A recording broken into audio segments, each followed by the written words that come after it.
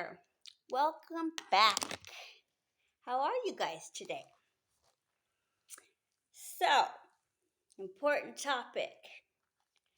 Let's look at the major differences between them and not only get a better understanding of the impact of it going unrecognized or untreated by referencing them specifically to the selected cases of even two convicted men in prison right now for their horrific crimes.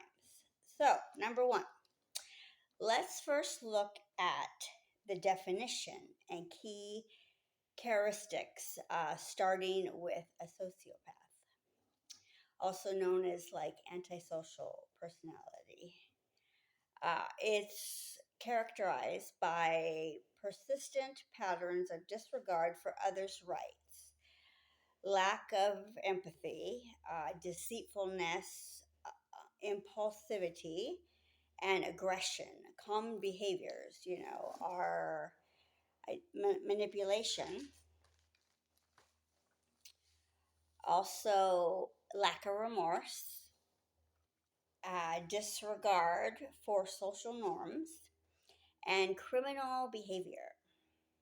Now, narcissism, or MPD, is defined by grandiosity and the need for admiration, lack of empathy, and a strong sense of entitlement. Common behaviors, excessive self importance, sensitivity to criticism, explorative relationships, and arrogance, I'd add. The key differences, as a sociopath, often involve a disregard for others' feelings too and behaviors, driven by aggression, breaking the law. While narcissism is more about maintaining like an inflated ego or sense of self importance and seeking, myself, what do I want, what do I need, also involves exploitation and even manipulation of others to get those things that they think, they need, that are somehow going to, help them out. Sociopaths are more likely to act impulsively, while a narcissist are more strategic in their manipulation and self serving behaviors. Number two, the impact on the individual first. Sociopaths may struggle to maintain long term relationships, jobs, and a stable life due to their inability to connect with others, especially emotionally. Narcissists, although often appearing successful and confident, may experience deep feelings of emptiness, anxiety, um, depression. I'd add if, their need for admiration is somehow, diminished, or what they're seeking is not met. Now, the impact on others.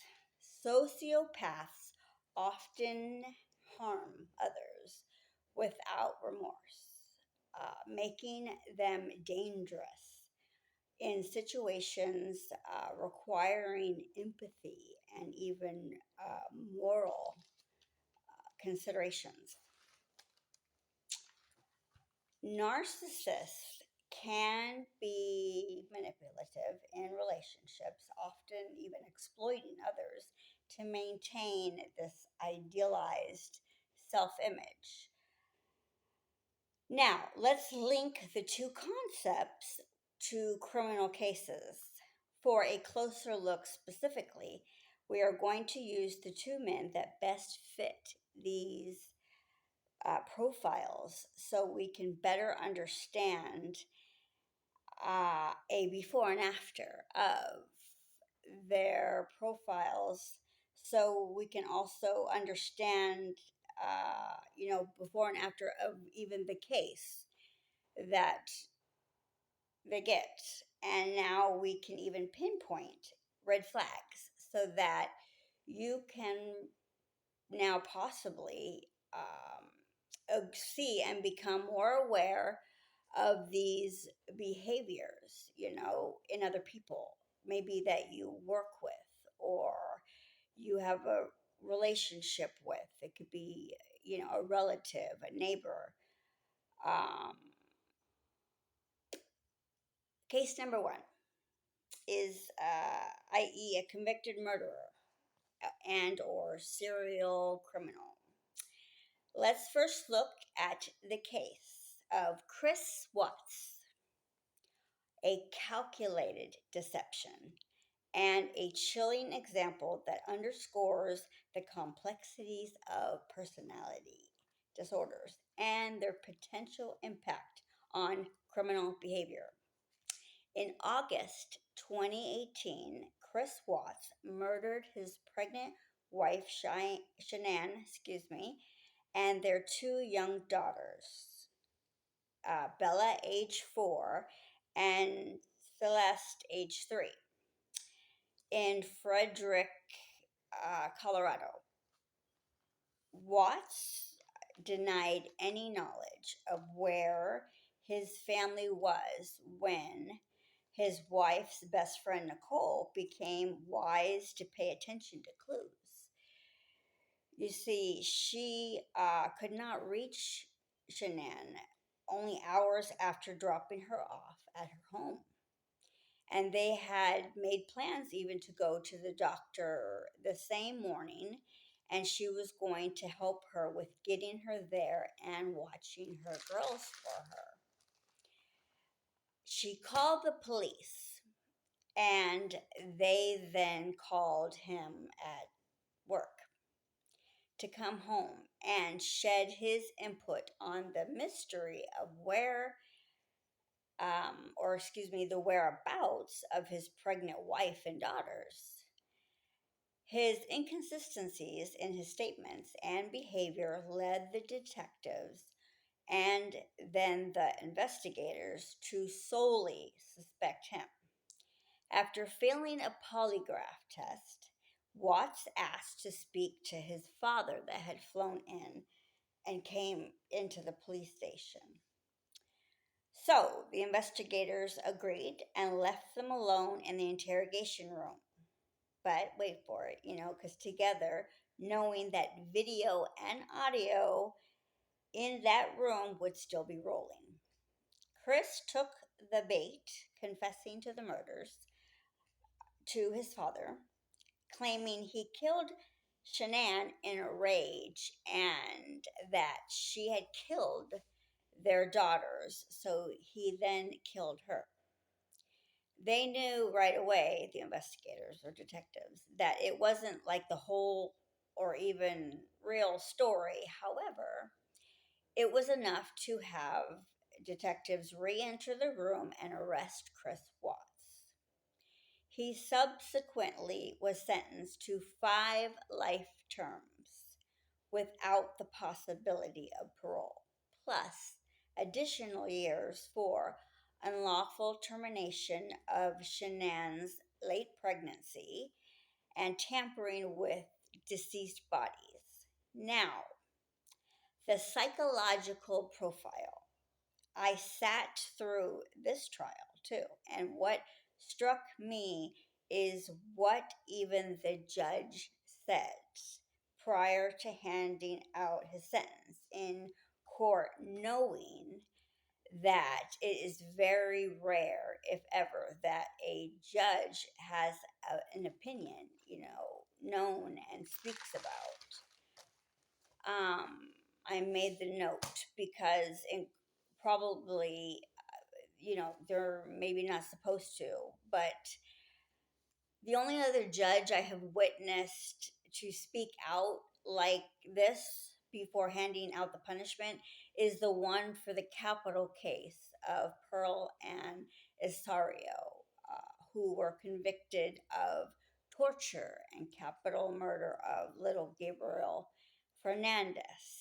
But I think it's important to share his words that come, he says, excuse me, that words that come to mind when I hear the evidence in this case are senseless, and the viciousness equally aggravating in this court determination is the despicable act of disposing of the bodies of his pregnant wife and daughters were done and in the manner in which they were done. I have been a jurisdictional officer for 17 years, and I can objectively say that this is perhaps the most inhuman and vicious crime that I have ever handled out of the thousands of cases that I have had to see and hear about, and nothing less than the maximum sentence would be appropriate, and anything less than the maximum sentence would even depreciate the seriousness of this offense. So,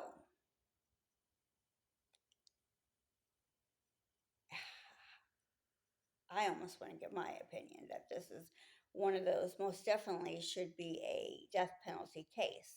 However, he took a plea bargain, and both sides even spoke about not wanting him on death row. So, um, it became that. Anyway, so Watt's actions and demeanor suggest traits associated with a sociopath. Excuse me, because I have dry mouth. I'm gonna sometimes suck on a piece of ice. I'm getting creative of my ways. We know that, even like seasonal allergies, things like that, and obviously speaking, I just use something to help me, right? But let's go back to his traits associated with a sociopath. Can I also say, though, real quick, it just came to mind.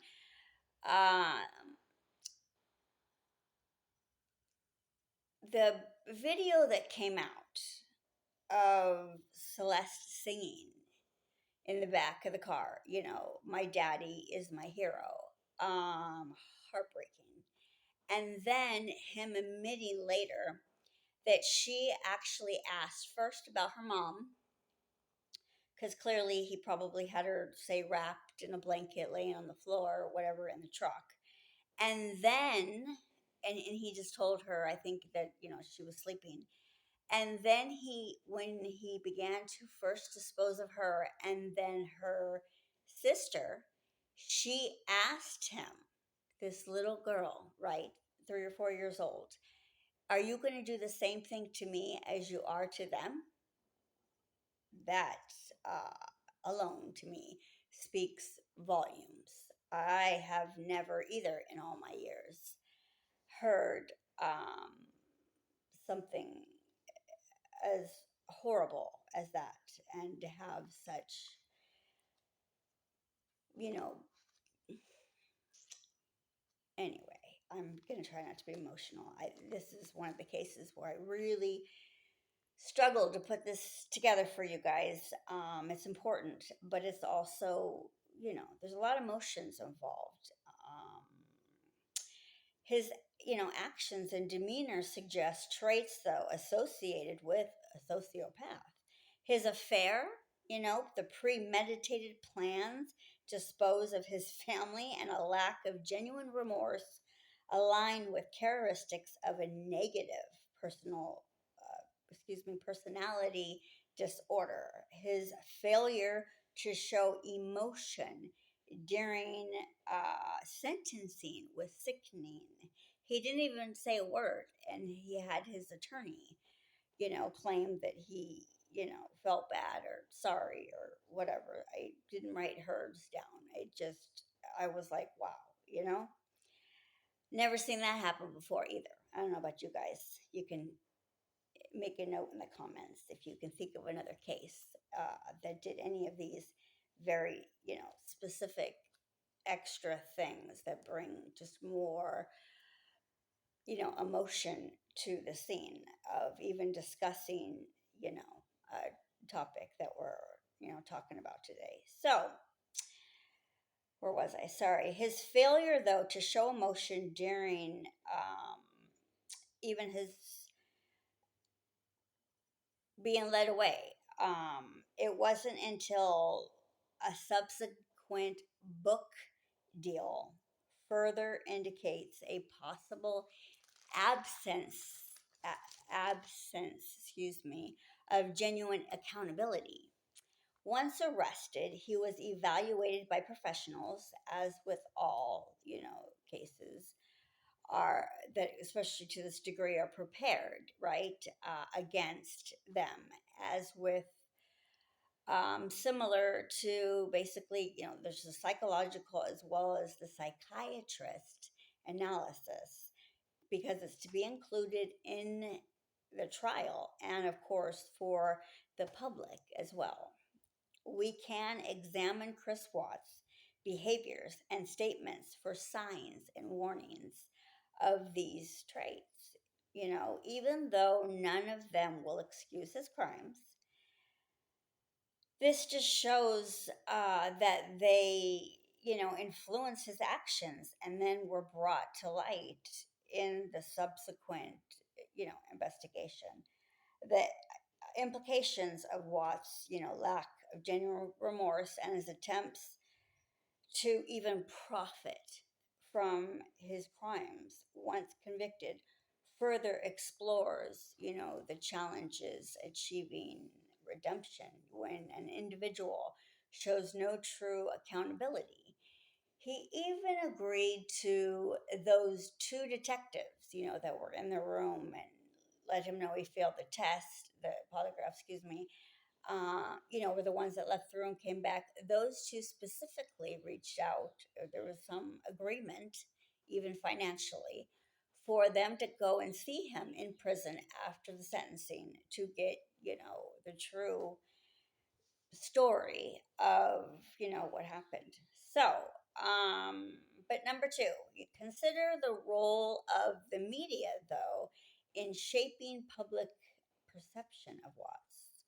We have observed in many cases that media coverage can impact the justice process and public opinion, proving yet again that a sociopath, especially untreated, will lead to ongoing criminal behavior, violence, and should never be let out of prison once sent for this type or level of, let's face it, mass murdering, to eliminate, possible recidivism. Show me a new word.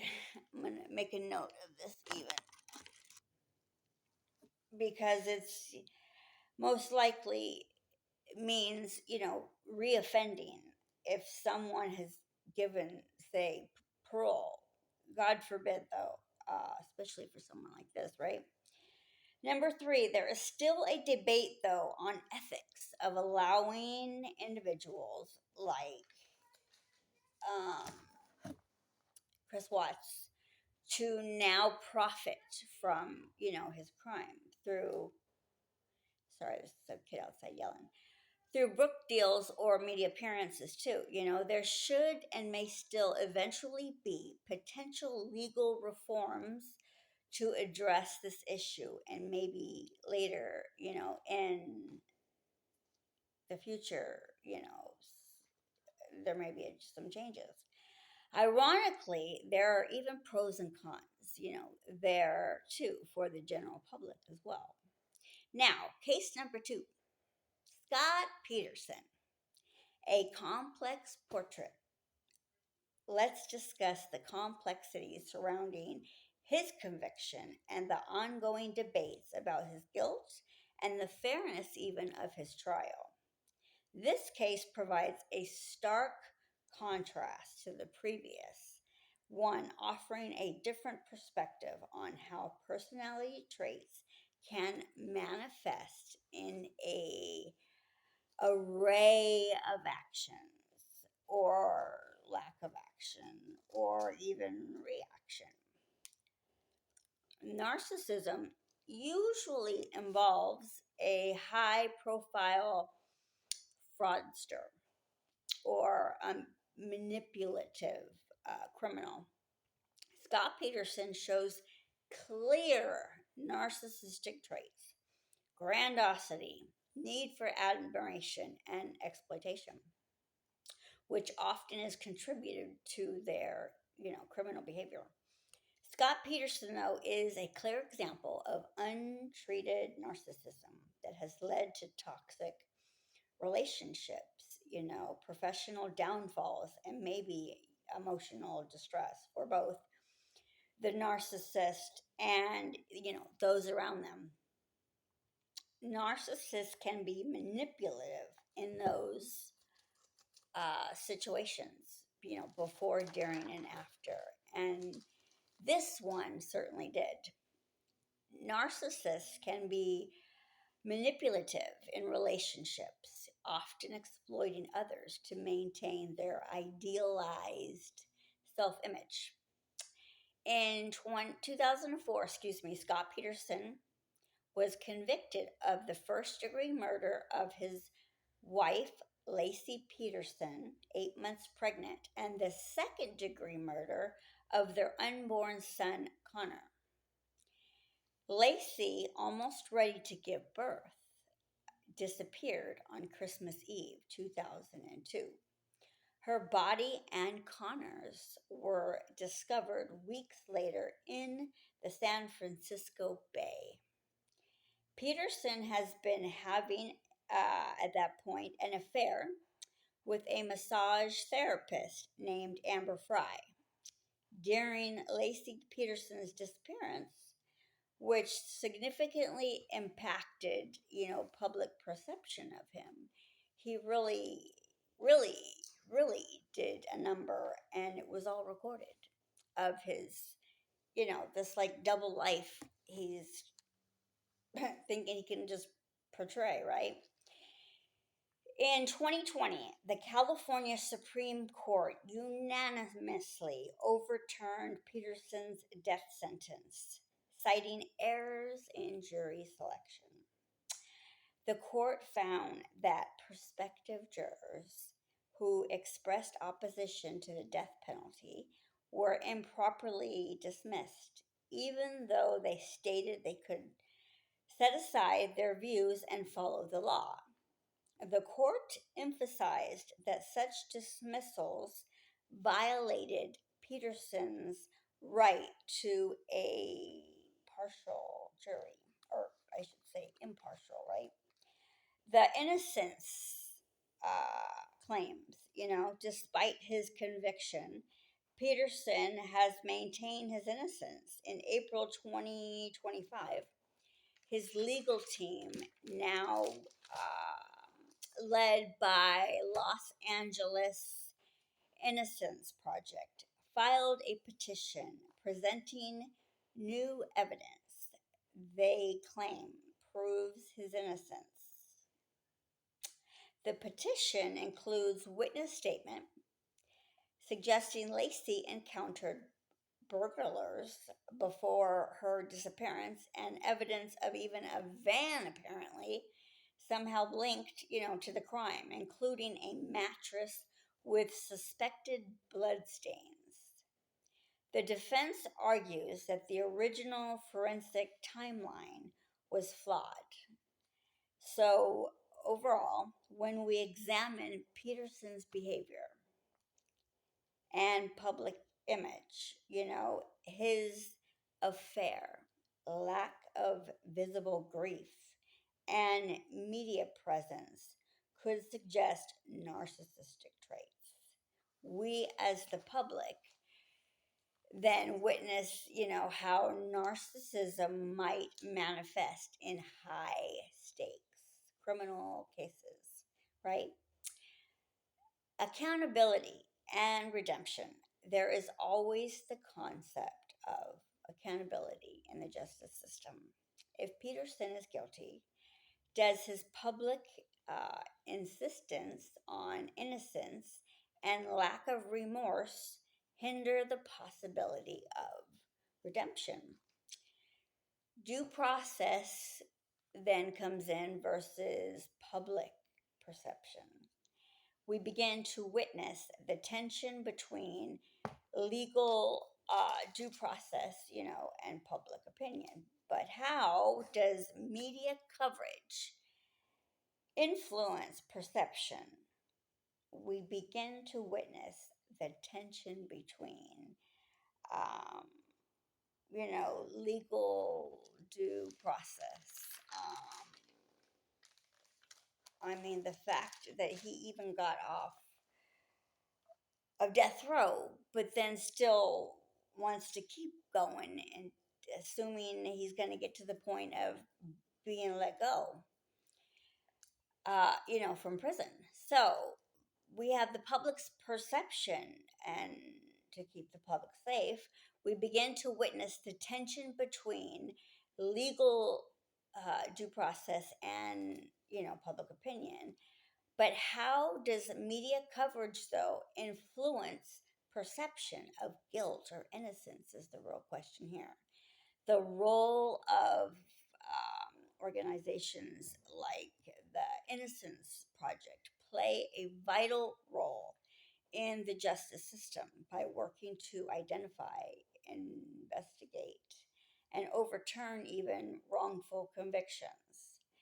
They are independent, nonprofit, legal or organization that uses resources like DNA testing and other forensic advancements to exonerate individuals who have been wrongly convicted.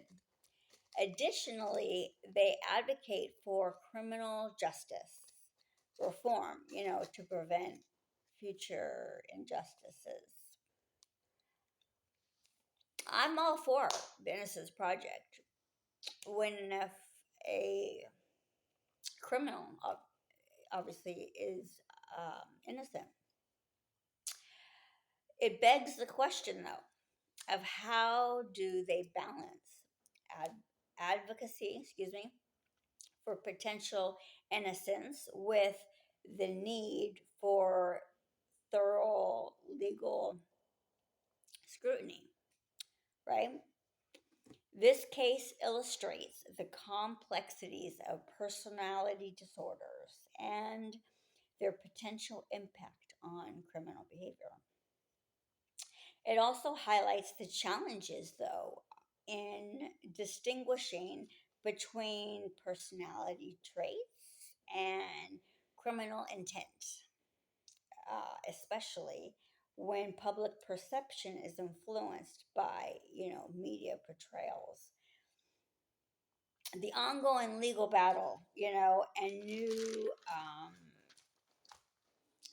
evidence presented by Peterson's defense team add layers, as you see and hear, to the discussion about justice, accountability, and the possibility of redemption. I, as other professionals, cannot stress enough of the importance of early diagnosis and intervention, mostly because prevention and early intervention can reduce harm and improve outcomes for individuals with these disorders. Finally, we can reflect on how society can better understand and intervene with these personality disorders before they escalate, right, into harmful behaviors. But raise the question, I'll leave with you. How can we as individuals and as a society better recognize these traits and help prevent the damage they can cause in a more aggressive and productive way. All right. Well, that's what I have for today. I am happy to hear your comments. Thanks for listening and see you guys soon, okay? Bye.